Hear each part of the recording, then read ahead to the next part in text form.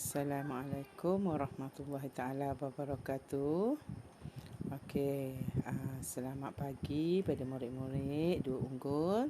Okey, kita akan teruskan lagi PDPR Bahasa Melayu dengan tajuk Senar Terselamat. Okey, siapa itu Senar? Nanti kita akan tengok siapa itu Senar. Okey, sebelum kita memulakan, cikgu nak terangkan dulu tentang standard pembelajaran. 2.3.2 membaca dan mempersembahkan karya sastra dan bukan sastra dengan sebutan yang betul dan intonasi yang sesuai. Okey, kali ini kita tengok petikan bukan sastra, iaitu buku cerita, tentang cerita. Okey, objektif pembelajaran, murid dapat membaca dan mempersembahkan karya bukan sastra dengan sebutan yang betul dan intonasi yang sesuai, iaitu petikan bukan sastra. Okey, seterusnya. Okey, tengok buku teks muka surat 24. Okey, kita akan baca tentang cerita mengenai senar terselamat. Okey, tahu apa itu senar? Senar tu ialah sejenis pokok yang besar di dalam hutan. Okey, pernah tak dengar lagu Buai Laju-Laju? Buai laju-laju sampai pokok senar. Apa dalam baju? Sekuntum bunga Cina. Itulah di pokok senar. Pokok senar ni biasanya berada dalam hutan. Dia ialah sejenis pokok yang sangat besar. Okey, nanti kita akan tengok cerita dia. Apa cerita tentang pokok senar ni? Okey. Kita baca sama-sama. Cikgu akan baca dengan intonasi cerita. Dan selepas ni, cikgu nak awak baca cerita yang mana cikgu akan minta awak baca nanti dengan menggunakan intonasi nada bercerita yang betul. Okey. Okey, cikgu baca. Awak dengar dulu macam mana cerita kita nak bercerita. Okey, senar terselamat. Senar ialah sebatang pokok yang hidup di dalam hutan. Senar berkawan baik dengan haiwan-haiwan di situ. Pada suatu hari, ketika Senar berbual-bual dengan kawan-kawannya, dia ternampak seorang penebang pokok. "Hei kawan-kawan, cepat lari. Ada penebang pokok sedang menghampiri kita," jerit Senar. "Tidak, kami tidak akan membiarkan kamu dalam bahaya, Senar. Selama ini, kamulah tempat kami berteduh, mendapat makanan dan menghidup udara segar," kata haiwan-haiwan di dalam hutan itu. Ketika si penebang bersiap sedia untuk menebang Senar, dia terdengar ngauman sang singa. Dia ketakutan dan berlari untuk menyelamatkan diri. Okey, tengok tu. Penebang tu lari jauh-jauh bila mendengar ngauman sang singa. Maka terselamatlah Senar daripada ditebang oleh penebang itu. Apa Senar tu cakap? Orang penebang tu cakap, "Pokok dan haiwan di dalam hutan ni saling bekerjasama. Saya tidak akan menebang pokok di dalam hutan lagi," kata fikir penebang itu.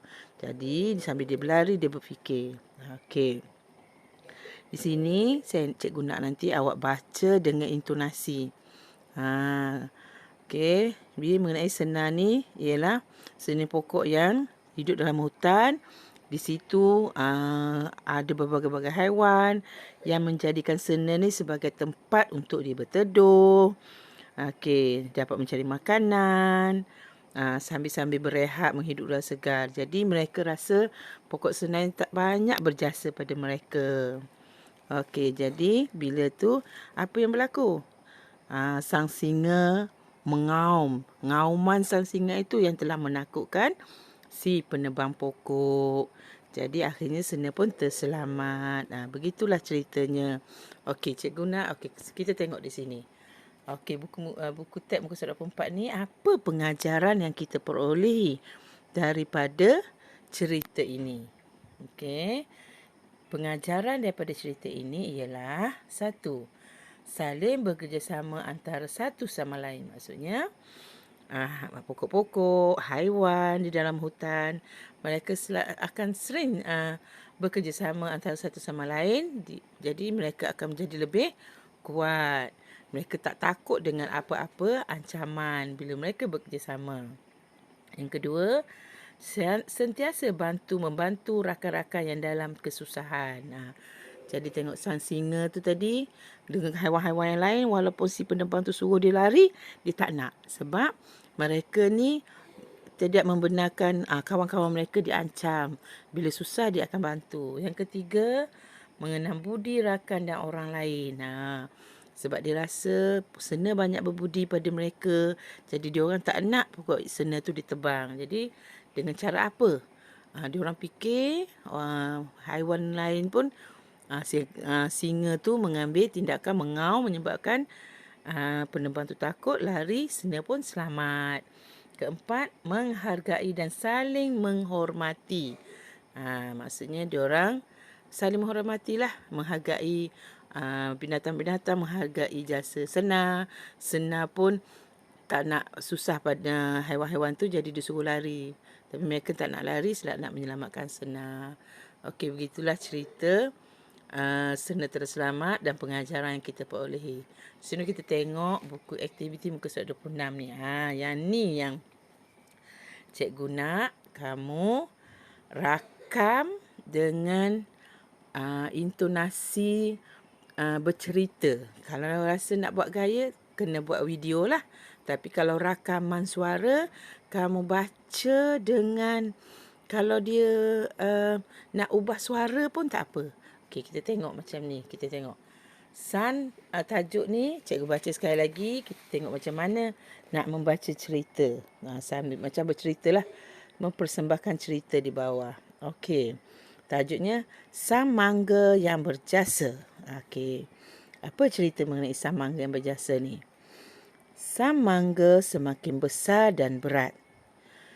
Jika aku terus membesar, pasti aku akan gugur, fikirnya. Sakaan sang mangga itu memang betul. Akhirnya dia gugur ke tanah. Tidak lama kemudian, datang sang burung memakan isinya. Tinggal bijinya sahaja. Sang mangga berasa sedih. Jangan bimbang, sang mangga. Engkau akan menjadi pokok yang cantik nanti, kata sang tupai yang kebetulan ada di situ. Sang tupai pun menanam biji sang mangga ke dalam tanah. Lama kelamaan, sang mangga tumbuh menjadi pokok yang besar. Dia dapat menyegarkan udara di sekelilingnya.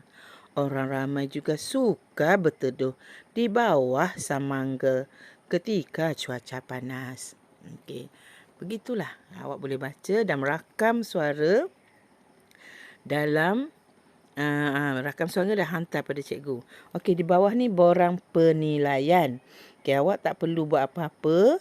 Cuma awak hantar pada cikgu. Nanti cikgu akan tanda pada bila cikgu dah dengar rakaman suara awak membaca cerita, nanti cikgu akan tandalah kat situ.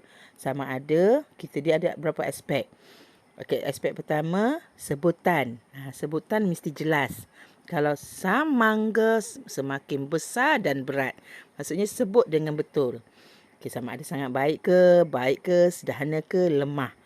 Okey, intonasi. Intonasi macam yang cikgu cakap tadi lah.